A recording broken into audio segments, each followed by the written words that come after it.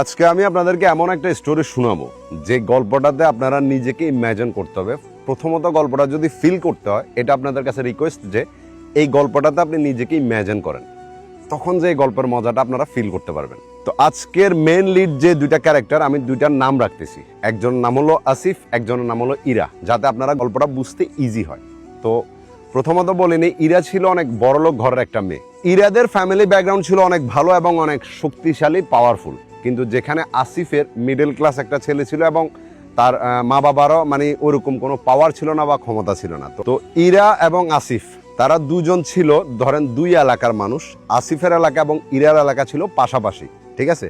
তো ছোটবেলা থেকে কিন্তু ইরাকে আসিফ দেখতো এবং অনেক পছন্দ করতো। দেন ধীরে ধীরে যখন তাদের বয়স বাড়লো, একদিন আসিফ নিজের মানে মনকে বুঝাই ইরাকে প্রপোজাল দিল। যদিও প্রথমে ইরা প্রপোজালটাকে অ্যাকসেপ্ট করে নাই। দেন ধীরে ধীরে আসিফ তার পিছনে ঘুরতে লাগলো বা তাকে ইমপ্রেস করার চেষ্টা করতে লাগলো। আর এগুলা করতে করতে একদিন ইরা তাকে বলছে যে আসলে আমি নিজেও তোমাকে অনেক আগে থেকে পছন্দ করি, এখন থেকে না, অনেক আগে থেকে। কিন্তু আমি এটা কখনো তোমাকে বলি না, এই কারণে তুমি জানো আমাদের ফ্যামিলির অবস্থা কীরকম বা তোমার ফ্যামিলির অবস্থা কীরকম। এটা কোনোদিনই আমার ফ্যামিলিও মেনে নেবে না বা তোমার ফ্যামিলি এটাতে কখনো সাড়া দিবে না। তো আমরা শুধু যদি এটা রিলেশনশিপে জড়াইও বা আমরা একে অপরকে ভালোবাসি, এটা প্রকাশ করার পরও এটা জাস্ট টাইম পাস হবে, কারণ আমাদের রিলেশনশিপটার কোনো ফিউচার নাই। তারপরও কিন্তু আসিফ এ কথাটা শুনছে। কিন্তু এই যে একটা কথা আছে না, মনকে তো সব কিছু বোঝানো যায় না। আমরা সবসময় একটা কথা বলি যে ভালোবাসা সব কিছু জয় করা যায়। দেন তারপর আসিফ চেষ্টা করে গেছে যে ইরাকে বোঝানোর জন্য যে আমার ফ্যামিলি না মানলেও আমি তোমার জন্য সর্বদা সব কিছু করার চেষ্টা করব। এখন তো ইরাও পছন্দ করে এবং এটা আসিফ জেনেও গেছে। তো এরপরে ইরাও নিজের যে প্রকাশ, ভালোবাসা, ফিলিংস, এগুলো আসিফকে বলছে এবং তারা মোটামুটি ফোনের মধ্যে কথা বলা শুরু করছে। আসিফ ছিল ইন্টার সেকেন্ড ইয়ারে পড়তো এবং ইরা ছিল ইন্টার ফার্স্ট ইয়ারে পড়তো। এর মধ্যে তাদের পড়ালেখা অনেক ভালো চলতেছে, সবকিছু ঠিকঠাক চলতেছে এবং তারা দুজন ফোনের মধ্যে কথা বলা শুরু করলো। একে অপরকে টেক্সট পাঠানো, একে অপরের সাথে কলেজের মধ্যে গিয়ে ঘোরাফেরা, সবকিছু ভালোভাবে চলতেছে। একটা কথা বুঝিয়েন যে যেখানে সবকিছু সুন্দর মতো চলে ওইখানে তো খারাপ কিছু ডেফিনেটলি হবে। এবং তাদের মধ্যেও সেই কালো রাতটা এসে গেল। একদিন হঠাৎ করে ইরার মা ইরার ফোনটাকে হাতের মধ্যে নিল এবং দেখতে পাইলো যে ইরা এবং আসিফের অনেকগুলো ছবি উঠানো আছে ফোনের মধ্যে এবং তারা দুজন যে রিলেশনশিপে আছে, ফোনের মধ্যে কথা বলতো, এই সম্পূর্ণ বিষয়টা ইরার মা জেনে গেছে। জানার পরে প্রথমত ইরাকে যতটুকু বোঝানোর দরকার বুঝাইছে এবং যতটুকু বলার দরকার বলছে যে আমি তোর ভাইকে বা তোর বাবাকে বিষয়টা এখনো জানাবো না, যদি তুই নিজের থেকে শুধরে যাস। কিন্তু ইরা এখন ওই লেভেলে চলে গেছে যে সে পুরো দুনিয়ার সাথে যুদ্ধ করতে পারবে আসিফের জন্য। এবং আসিফ তো আগে থেকে ইরার জন্য পুরা পাগল হয়ে আছে। ইরা যেটা বলবে আসিফ সেটাই করবে, আর ইরার এটা বিশ্বাস ছিল। দেন যদিও মা এটা জানছে, কিন্তু বিষয়টা ইরা আসিফকে বলে নাই। তারা রিলেশনশিপটাকে কন্টিনিউ করে যাচ্ছিল। একদিন কলেজের মধ্যে ইরা আসিফকে বলল যে দেখো, আমার ফ্যামিলিতে বিষয়টা জেনে গেছে আমার মা, এবং যে কোনো টাইম আমার মা যে কোনো সিদ্ধান্ত নিয়ে ফেলতে পারে। তো তুমি এটার জন্য প্রস্তুত থাকিও। হয়তো আমাদেরকে এমন কিছু করতে হবে যেটা আমাদের কারোই করার ইচ্ছা নাই। দেন পরে একদিন ইরার মা কি করলো দেখতেছে যে ইরা সেম থিং এখনো ছেলেটার সাথে কথা বলতেছে বা এগুলো বন্ধ করে নাই। ইরার মা তার বাবাকে কথাগুলো বলে দিছে।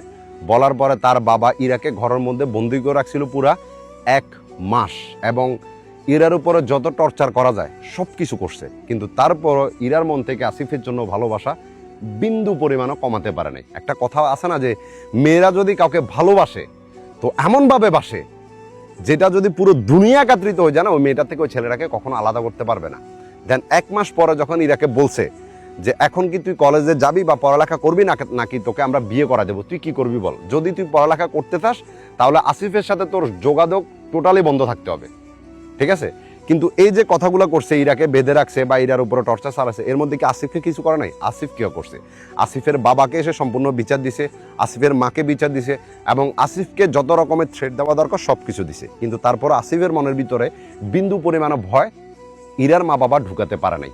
দেন 1 মাস পরে যখন ইরাকে এমন করে বলছে, তখন ইরা বললো যে ঠিক আছে আমি পড়ালেখা করবো এবং আসিফের সাথে আমি কোনো রকম সম্পর্কে যাব না।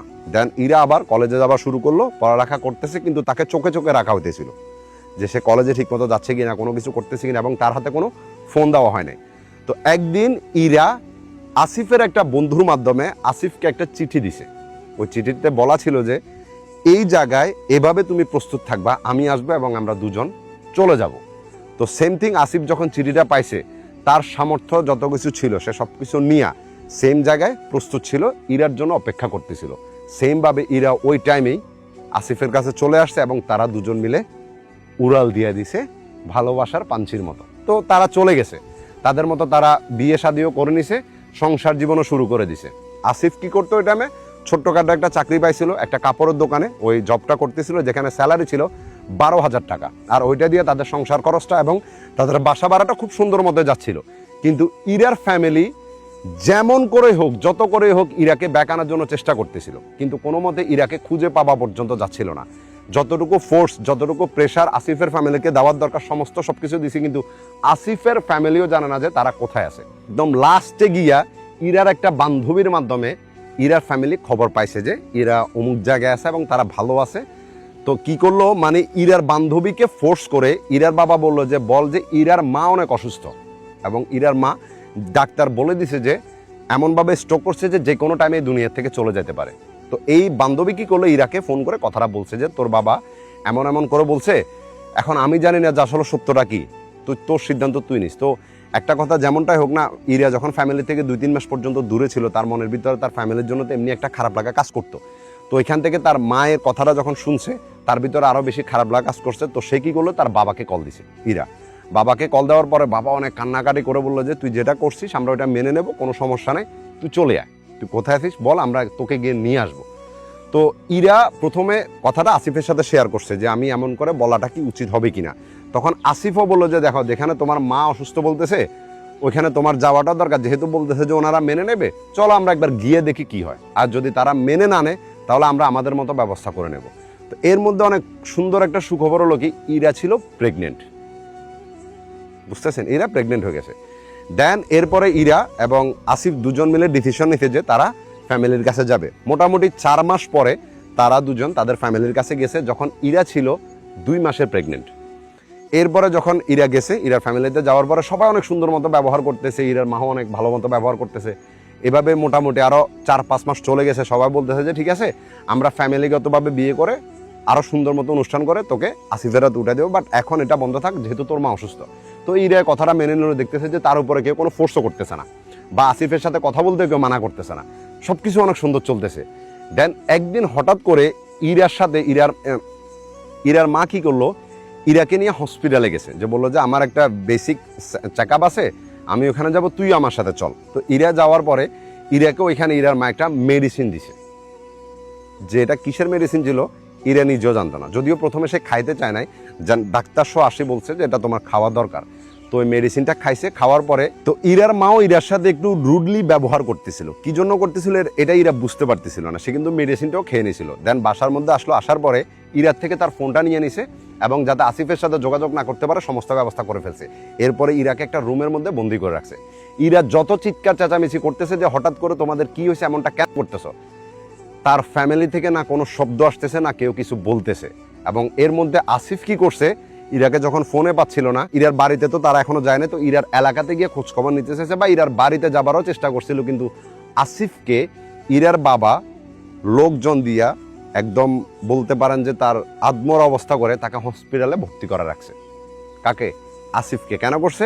কারণ তাদের প্ল্যান প্রথম থেকে এমন ছিল যে এমনভাবে তারা এটার এন্ড করবে যে যাতে দ্বিতীয়বার তাদের মেয়ে কখনো ছেলেটার কাছে না যেতে পারে এবং ছেলেটাও যাতে কখনো তাদের মেয়ের কাছে না আসতে পারে। এবং তারা ঠিক ওইভাবে তাদের প্ল্যান মতো কাজ করতেছিল। তো ইরাকে ঘরের মধ্যে বন্দি করে রাখছে এবং তাকে টাইমলি টাইম শুধু খাবার দেওয়া হতো, তার সাথে তার কোনো ফ্যামিলি মেম্বার যোগাযোগ বা কথা বলার পর্যন্ত চেষ্টা করতো না। ইরা ছিল তখন প্রায় 6 মাসের প্রেগনেন্ট। তো যখন মেডিসিনটা তাকে খাওয়ানো হয়েছিল তো অটোমেটিক তার ব্লিডিং শুরু হয়েছিল, বুঝতে পারতেছেন। এবং সে যত বেশি চিৎকার করতেছে তার ফ্যামিলি ওটা শুনছে পর্যন্ত বলে নাই। এবং একটা সময় ইরার অবস্থা এত বেশি খারাপ হয়ে গেছে যে সে নিঃশ্বাস নিতে পারতেছিল না, তার ব্লিডিংয়ের মাত্রা এত বেড়ে গেছে যেটা তার পুরো রুমের মধ্যে ভরাট হয়ে গেছিল। ইরা কিন্তু ততক্ষণে বুঝে গেছিল ইরার মা তাকে যে মেডিসিনটা হসপিটালে দিছিল এটা তার বাচ্চা নষ্ট করার জন্য দিছিল। তো যখন ইরার পরিস্থিতি খুবই খারাপ হয়ে গেছিল এবং পুরো রুমের মধ্যে ব্লাডে ভর্তি হয়ে গেছিল, তখন সে যখন কাউকে চিৎকার করে পাচ্ছিল না, কাউকে নিজের কথাগুলো বলতে পারতেছিল না, তখন তার ওরকম শক্তিও চলে গেছে। ইরার মা যে বুঝতে পারে না বা তার ফ্যামিলি মেম্বারও বুঝে না যে আসলে মেয়েটার পরিস্থিতি এমন হয়ে যাবে, তখন ইরা কি করছে জানেন, নিজের রুমের দেওয়ালের মধ্যে নিজের ব্লাড দিয়ে লিখে গেল যে মা তুমিও তো একটা মা ছিলা, তুমি কেমনে পারলা আমার সন্তানের সাথে এমনটা করতে? তুমি তো মা ছিলা, তোমাকে বিশ্বাস করে তো আমি আসছিলাম। তুমি অসুস্থ আছো এটা বলে তুমি আমাকে নিয়ে আসছিলা। আমার তো একটা সুন্দর সংসার ছিল, আমার হাজবেন্ড ছিল, আমার বাচ্চা দুনিয়াতে আসবে, এই খুশি নিয়ে আমরা অনেক ভালো ছিলাম। তুমি তো একটা মা ছিলা, কেমনে আমার সাথে এমনটা করতে পারলা? এ কথাটা বলে ইরা নিজের রুমের মধ্যেই নিজের শেষ নিঃশ্বাসটা ত্যাগ করে। যখন মোটামুটি আপনার পরের দিন ইরার ফ্যামিলি যখন রুমের মধ্যে খাবার দিতেছিল বা ব্লিডিং দেখলো দরজা দিয়ে, দরজা খুলে দেখতেছে যে তাদের মেয়ে আর এই দুনিয়াতে নেই, এবং পুরো রুমের পরিস্থিতি এত ভয়ঙ্কর ছিল যেটা বলার মতো না। আপনি ইম্যাজিন করেন যে আপনার কাছে কেমন লাগবে। লাস্টে আসিফের কি হলো? আসিফ যখন এই নিউজটা শুনতে পাইল, সে এমনভাবে মেন্টালি ডিস্টার্ব হয়েছে যে রাস্তার পাগল হয়ে গেছিল, এবং তার ফ্যামিলির ওরকম অবস্থা ছিল না যে আসিফকে চিকিৎসা করাবে বা একজন ভালো মানুষ করে আবার তাকে আগের দুনিয়াতে নিয়ে আসবে। ওইটা তারা আর করতে পারে না। তো আসিফের জীবনটা রাস্তার মধ্যেই কাটতেছিল। ভাবুন, একটা ভালোবাসার এন্ড কেমন করে হলো। তো গল্পটা কেমন লাগছে অবশ্য বলবেন। আমি ছোট্ট করে একটা কথা বলে নিই।